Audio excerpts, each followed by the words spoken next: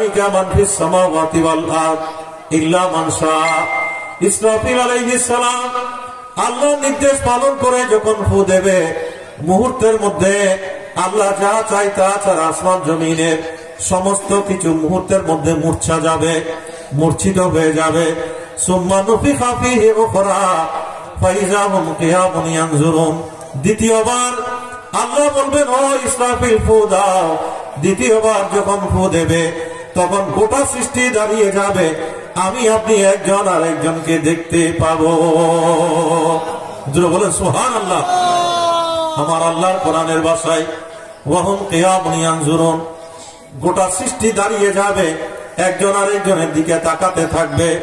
আমরা দেখব যাকে গুনাহগার হিসাবে চিনতাম, কিয়ামতের ময়দানে গুনার কোনো চিহ্ন নাই। আমার নবী বলেন, তুমি বিস্ময় অভিভূত হয়ে তুমি চিন্তা করিও না, বরং তোমা হাসু আনহা বিইস্তিগফারিল মুমিনিনা লাহা।